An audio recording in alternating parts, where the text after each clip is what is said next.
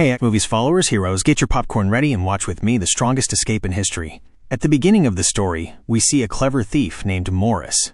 The police caught him in a bank robbery case, and they sentenced him to life imprisonment and took him, where? Alcatraz prison, which is the most secured prison in the entire world.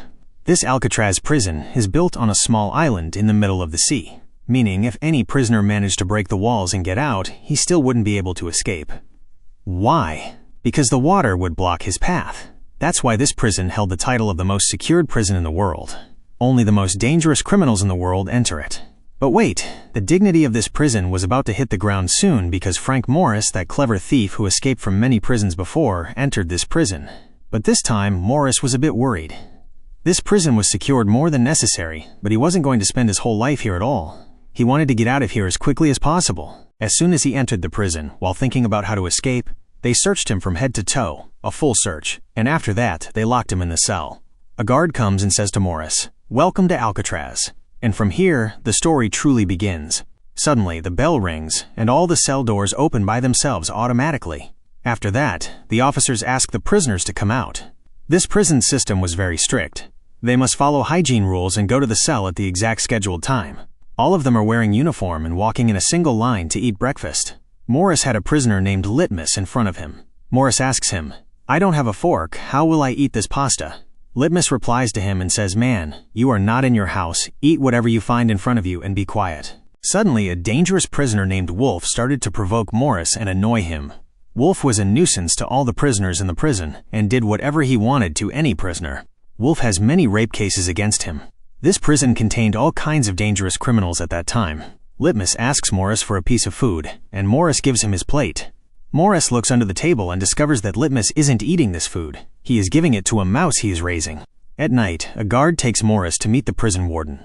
When Morris reached the warden's office, the warden said to him, "I know your mind is working and you are very smart, but all of this is useless here, because many came here and went, and no one has ever managed to escape at all. The prisoners here follow strict rules. Anyone can visit you once every 2 months, and that's only if the warden's mood was good. This warden is a very harsh person. If anyone makes a small mistake, he gives them a very cruel punishment." The warden told him, "Don't you dare think about escaping from here. If you think about it, I will cut you into pieces." Morris replied to him very calmly, "No, sir. As long as you are here, who could think of escaping?" But in reality, Morris was starting the escape plan from the very first day. Morris exploited this opportunity and stole the warden's nail clipper. It is a very small thing, but Morris was sure it would do heavy work in Alcatraz. Morris returned to his cell and hid it quickly in a Bible. The next day, Wolf came back again to annoy Morris in the bathroom, but this time, Morris wasn't going to let him. Morris showed them his true face, grabbed Wolf and beat him up. After Morris beat Wolf, he had a completely different status in the whole prison. Everyone started to fear him. Later, Morris was assigned a job in the library. There, he met a man named English. This was an old prisoner in the prison, sentenced to life for killing 2 people. English spent half his life in this prison and knows every inch of it. He knows every detail in the prison and also knows about the fight between Morris and Wolf that happened in the morning. English gave him some books to distribute to each cell. In the next scene, they show us the open area where the prisoners play. Morris met Doc, who was an artist and was painting himself. Doc was a simple and respectful person who has been here for years serving his sentence. He loves painting and spends most of his time painting. Doc told Morris that his painting is what keeps his mind working properly in this crazy prison. Morris asked him, "What is the story of this flower you painted on the shirt?" Doc told him, "This is my joy. It exists only in the painting, not in my heart." Morris saw English up towards the right and went towards him. When his guys left him, Morris approached, sat next to him, and asked him immediately, "Can you help me escape from here?"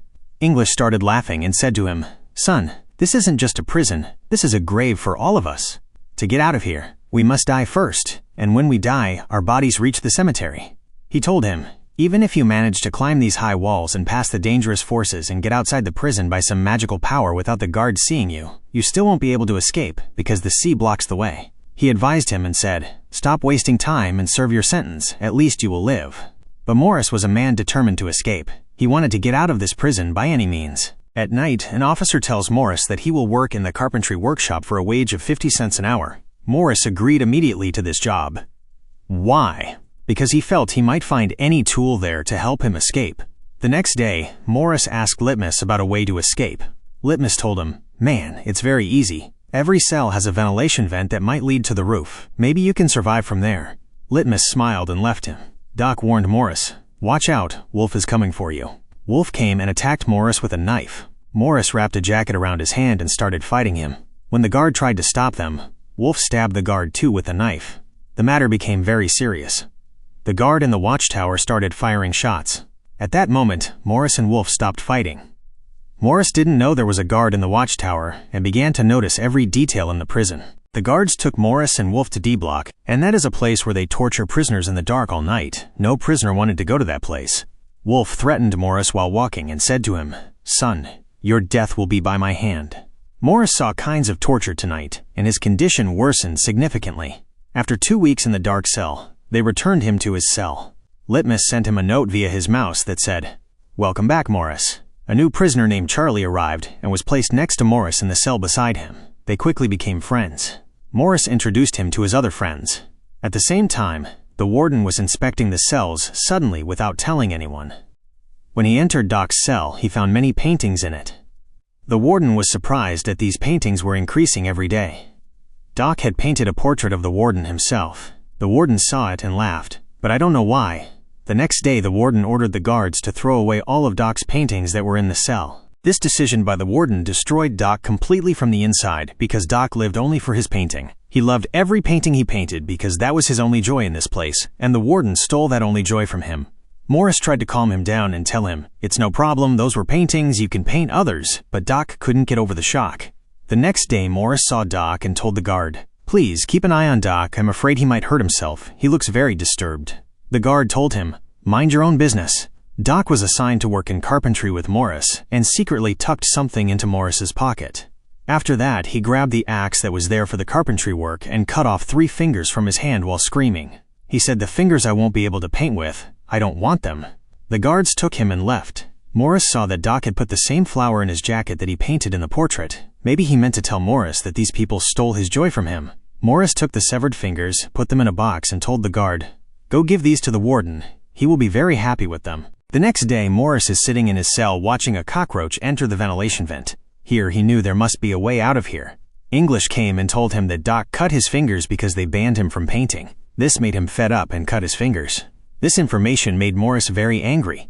The next day at mealtime, the warden asked Morris, "Why are you supporting Doc like this?" Morris told him, "I didn't support anyone," and said it like that and went to sit at the table. There he met 2 brothers named John and Clarence. Morris talks to them as if he has known them for a long time. John and Clarence were from Morris's crew in another prison. Now the escape became easier because their minds also work like Morris's, and they started planning the escape together. In the afternoon, Charlie's girlfriend comes to visit him, and in another place, English's daughter visits him.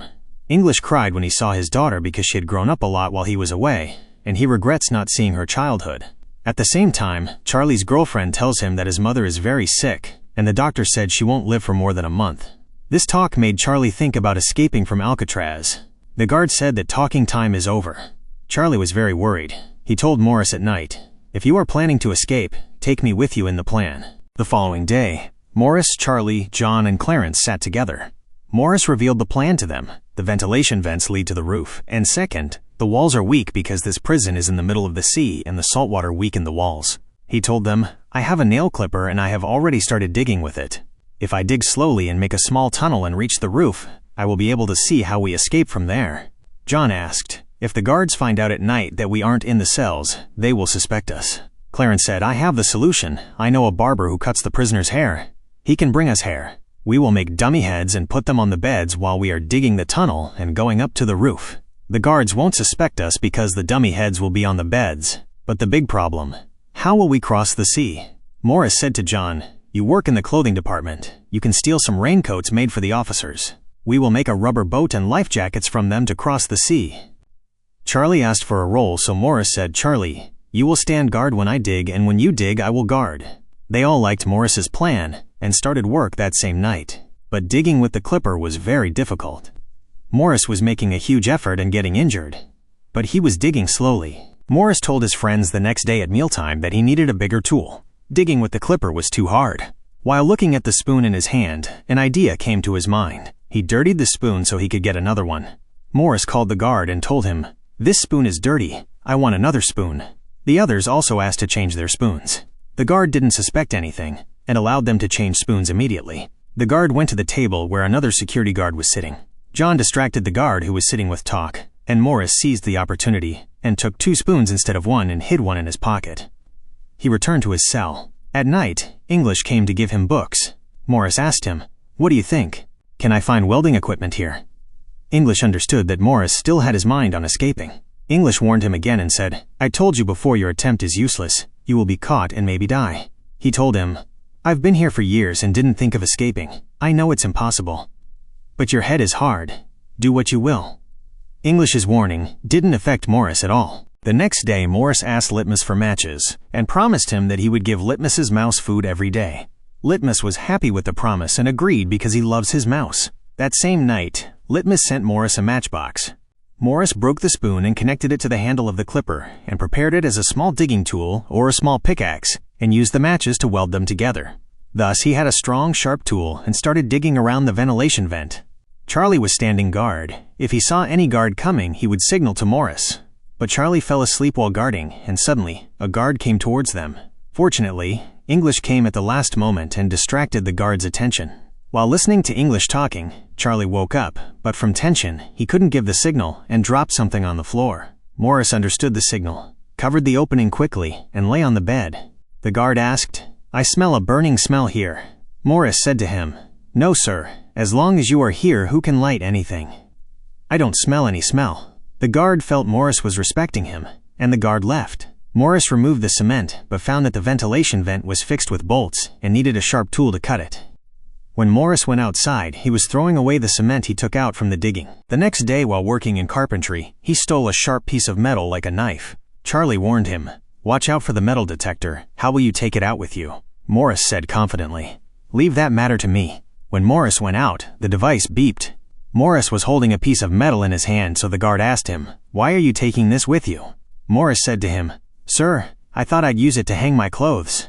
The guard told him, "Don't be too smart and give it here." The guard took the metal from him, searched him completely, and let him go. But our hero was a hero. He had stolen 2 pieces of metal. One was in his hand and the second was hidden in his shoe. He used that sharp metal to cut the bars. Now it was the turn to make the dummy heads to trick the guards. These 4 each took a role. Charlie got paint from the guard and told him, "I want to paint art." The guard didn't mind, and brought him the paint. Morris ground the cement he took out from the hole to make powder. John collected hair from the barber, and Clarence collected old books from the library.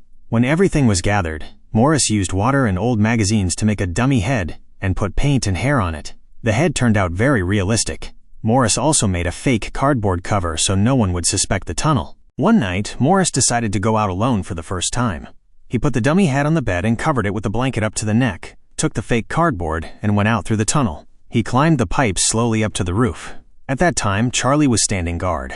A guard came and asked Charlie, "Why are you painting until now, and why did your friend Morris go to sleep so early?" Charlie said to him, "Yes, sir. Morris is tired from the carpentry work and slept early." Suddenly, the guard dropped his baton. As he was picking it up, he looked at Morris and found his hair looked strange. Charlie started to tremble. The guard reached his hand into Morris's cell and touched his hair. Morris asked him, "Yes, sir. Is the hair that good or what?" To his luck, Morris had managed to come down in the last second and lie down. The next day, Morris told his friends that there is a very high iron door on the roof, and he needs someone with him. John said, "I finished digging my ventilation vent. Tonight I will go up with you so we can open this door together." That night, Morris and John went up to the roof. John lifted Morris and Morris grabbed the door. John saw that these bars were very sturdy and also reinforced with welding. There was only one way to cut them, with a drill. The next day during music session, they were all playing. Morris's eye fell on a small fan there. Morris felt he could make a drill from it. He asked Charlie to hide it by any means. Charlie hid it easily in his musical instrument case. The guards searched the case while he was leaving, but didn't see the fan and let Charlie go. When the fan reached Morris, Morris started working on it. He spent long hours until he prepared the electric drill. That night, Morris and Charlie went up to the roof and started cutting the iron bars. The sound of the electric drill was very loud, and the guards started coming up, but Morris had managed to cut one, and the sound of the drill stopped. When the drill sound stopped, the guard went down. These four had now opened all the paths to escape, and decided to escape on Tuesday night because no one had ever managed to escape from this prison before. The next day they held another meeting in the cinema hall because the sound of the movie was loud. Morris asked John and Clarence, "Are your vents ready? What's the news on the raincoats we will make the boat with?" They told him everything is ready and the dummy heads are ready, only the escape remains. In the morning at breakfast, Morris put the flour that Doc gave him on the table. The warden saw this flour, went towards the table, stepped on it, and ruined it. Litmus became very angry because this was Doc's favorite flour and Doc had died. Litmus attacked the warden. "You killed Doc and you aren't even leaving his memory alone." But as soon as he attacked the warden, he had a heart attack and fell to the ground. Morris was angry, and the four decided to escape that very night. Morris was waiting for midnight so the guards would rest a bit so he could escape easily. English came to give Morris books. Morris said to him, "I want to say goodbye to you for the last time." English understood that Morris really intended to escape. English left him and walked away, but what happened next Morris hadn't accounted for at all. The warden came suddenly to inspect Morris's cell. Someone had informed him of the plan. Morris was very afraid. All their months of effort were going to be wasted. The warden ordered the guard to search every part of the cell. The guard started searching everything, but Morris wasn't an ordinary prisoner. His plan was perfect. Even this warden himself wouldn't be able to catch him. The guard moved the bag from the spot of the tunnel specifically, but Morris remained steady. Why? Because he had made a fake cardboard and fixed it accurately on the wall. When they found nothing, the warden and the guard left. But the guard said that Morris and Charlie talk all night. He said, "I feel something is wrong." The warden decided to change Morris's cell the next day so they wouldn't talk to each other. The next day at breakfast, Wolf came back and threatened Morris and said to him, "Tonight will be your last night." Morris told his friends, "This idiot is right. Tonight truly will be my last night here." But in the afternoon, Wolf tried to stab Morris with a knife, but English came in between and grabbed Wolf. English wanted to help Morris. He wanted to help him succeed in this escape. That night, Morris, John, Clarence, and Charlie decided to meet on the roof. Charlie agreed to escape with them, but when he entered his cell, he started to get nervous. He sat alone and decided he wouldn't participate in the escape. The other three came out of the vents and reached the roof. They waited for Charlie for a long time, but after a lot of time passed, they decided to move on and leave him.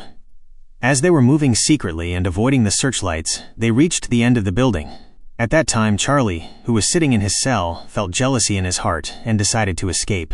He went out of the vent and reached the roof, but it was too late. He was alone and didn't know how to reach the high door above, meaning he lost his chance at freedom because of fear. The other three went down the pipes to the ground and avoided the watchtower guard's gaze until they reached the last wall in the prison. They climbed over this wall one after another and got outside the prison. They started running quickly towards the seashore. They took out the raincoats and started inflating the boat by mouth, and this took a long time, but they had no other way. So with all their strength, they succeeded in inflating the boat. They lowered the boat into the water, and in this way, the three wiped the dignity of Alcatraz prison on the floor and escaped. Early in the morning, a guard inspects the cells. He found Charlie. But when he reached Charlie, he found Charlie standing like a ghost and blaming himself. "I wish I had been a bit more brave last night. I would have escaped with them by now." The guard asked, "Why is this one still sleeping until now?" He went to Morris's cell and called him. Morris didn't answer.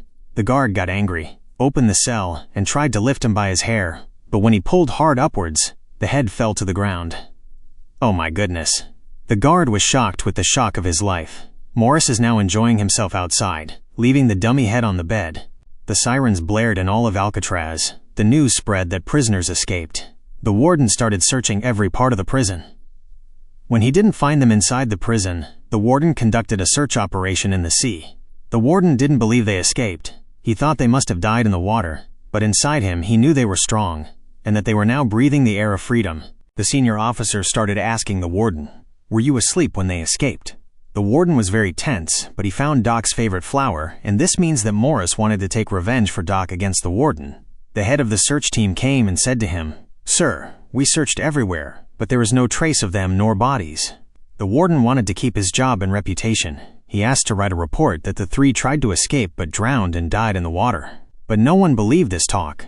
And after this incident, Morris became famous in the whole world as the genius who broke Alcatraz prison. A year after this incident, Alcatraz prison was closed because there was no guarantee that no one would be able to escape from it again. And thus ends the true story that this movie was based on. But our movies, stories, and series are not over yet. Your notes are very valuable to me, and if you want to see moving stories and movies like these, like this video, subscribe to the channel, and turn on the bell so the next story reaches your mobile screens immediately. Thank you everyone.